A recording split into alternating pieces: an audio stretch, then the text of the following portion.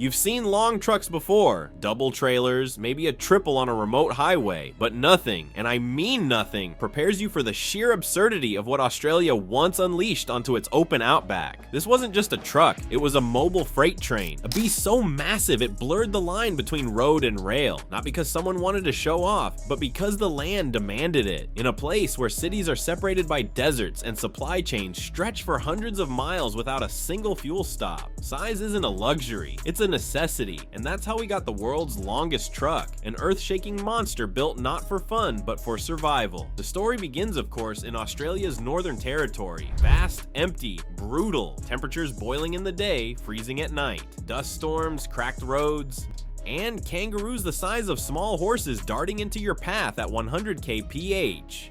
It's a setting where conventional logistics fall apart. You can't afford to send 3 or 4 trucks out there to do the job of one. So in the 1980s and 90s, transport companies started experimenting. How long could they really make a truck? 5 trailers, 7, 10. That's when a company called FreightLink decided to push everything to the edge. And in 2006, they built something that should not have worked. A road train so long it looked fake in pictures. This truck, pulled by a single prime mover at the front, was hooked to a staggering total of 112 trailers. Let that sink in. Not 2, not 10, 112. When it finally rolled out on a closed road near Clifton Hill Station, the convoy stretched over 1.4 kilometers, nearly a full mile of pure mechanical madness. It wasn't on public roads, of course, but it was real. Every trailer loaded, every coupling working in harmony. No computer-controlled alignment, just raw engineering, steel, and diesel-fueled stubbornness. Now, let's be clear, this wasn't just for bragging rights. Road trains are a lifeline in remote Australia. A properly configured 3-trailer setup is legal in many parts of the outback and is often the most efficient way to move cattle, fuel, mining equipment, or even entire houses. These things aren't just tools, they're heroes of the highway. But pushing the limits like this, that's where the difference between theory and chaos lives. It takes a certain kind of driver to even attempt something like this. Someone with nerves of steel,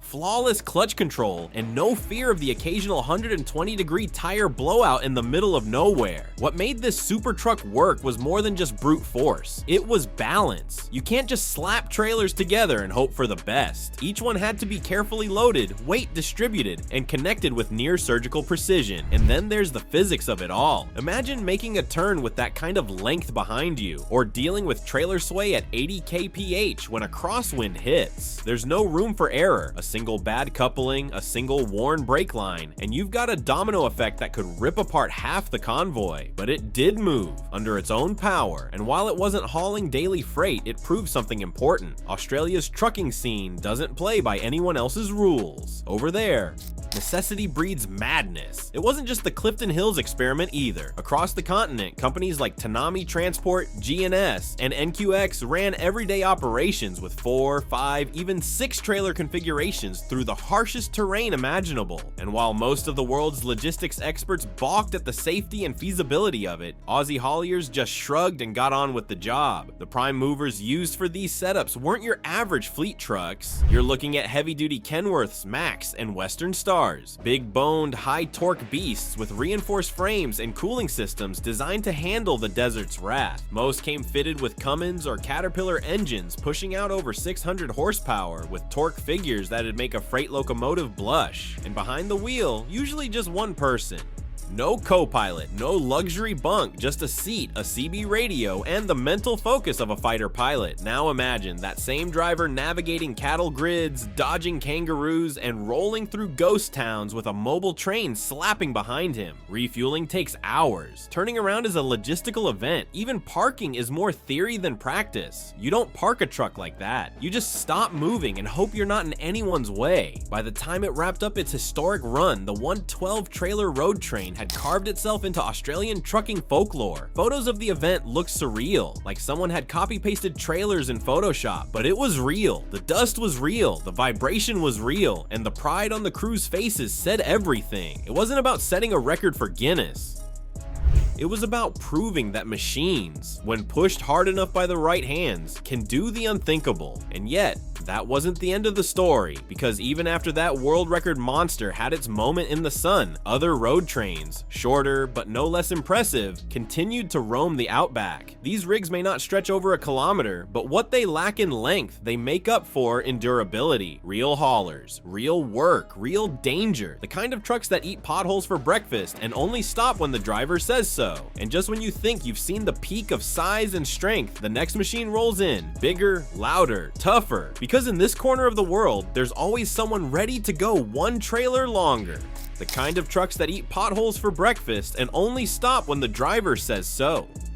But it gets better, because the 112 trailer Titan might have stolen headlines, but there are real working road trains in Australia that still stretch over 200 feet long, and they're out there every single day. Let's talk about the ones that do it for real. The monsters that move mining gear, fuel tankers, cattle, and even modular housing units across some of the most unforgiving terrain in the world. One of the most famous operational beasts? The Powertrans road train setup used for ore haulage in Western Australia. Picture this, a triple side tipper combination, each trailer loaded with raw ore from a remote mine. The total weight, over 300 tons. Now imagine that thing hammering across a dusty red road, 120 kilometers away from the nearest fuel stop. It's not a special event, it's just Monday, and to keep that much steel moving, the Australians don't mess around. These configurations often rely on dual-powered tractors, that's two engines working in sync, pulling and pushing the whole train with precision. In some extreme setups, you'll see booster engines mounted on additional dolly axles to keep torque steady over hills. It's not just about brute power, it's about balance, weight distribution, cooling systems, suspension that doesn't buckle under the kind of stress that would rip most trucks in half. That's the quiet part most people miss. These machines are custom tuned down to the last bolt. They've got reinforced gearboxes, uprated brake lines, radiator fans the size of washing machines, and torquey converters designed to handle hill climbs with a full 150-ton load in tow. We're talking about trucks engineered with almost military precision, because failure in the middle of the desert isn't just inconvenient, it's dangerous. The drivers, different breed. These aren't your average highway haulers. These are isolation specialists, trained to survive breakdowns in 50-degree heat, patch tires with limited supplies, and navigate without cell signal for 400 kilometers at a time. Many carry emergency rations, medical kits, satellite phones, even extra fuel tanks welded into the chassis. Because out here, if the truck goes down, you go down with it, unless you've prepared like your life depends on it, which it does. But here's the wildest part. Despite all the tech, the upgrades, the over-the-top scale of these rigs, there's something beautifully old school about them. You won't find touchscreen dashboards or lane assist systems in most of these trucks. These aren't built for comfort, they're built to move payload. That means roaring engines, manual gearboxes, steel cabs, and a whole lot of dust coming in through the vents. If it rattles, it's working. And just when you think the limits have been pushed, you find out there's even more. In 2020, a company near Mount Isa ran a 79 trailer road train purely as a demonstration of hauling power. It was pulled by a Western Star 6900 modified and tuned to handle the impossible. This wasn't about showboating, it was about showcasing how capable modern trucks had become, that even in the age of electric vehicles and self-driving cars, the diesel-powered monsters still had a place in the modern world. The real kicker? Okay. Most of these trucks are still cheaper to operate than sending smaller rigs on multiple runs. One road train with 3 or 4 trailers can deliver more freight with less fuel and fewer drivers than 3 separate trucks. In a world where efficiency equals profit, that matters. But don't get it twisted, this isn't some lawless Wild West. Australia has some of the strictest regulations for road trains on Earth. Permits, speed limits, designated routes, and mandatory training are all part of the game. You can't just wake up and decide to pull 7 trailers. You need experience, sign off from transport authorities, and in some cases, government escorts for wide or long loads. These are not DIY projects. They are professionally managed, legally regulated, and brutally tested on real roads by real people with real skin in the game. And yet, Despite all that structure, there's still something untamable about them, something primal, something that taps into the deep mechanical soul of transport. These road trains, whether pulling livestock or iron ore, aren't just machines. They're legends on wheels, rolling proof that with enough horsepower, grit, and steel, you can conquer anything the road throws at you. Because at the end of the day, while most of the world chases automation, comfort, and convenience, the Australian Outback still belongs to a rare kind of truck, the kind that doesn't just go the distance, it defines it.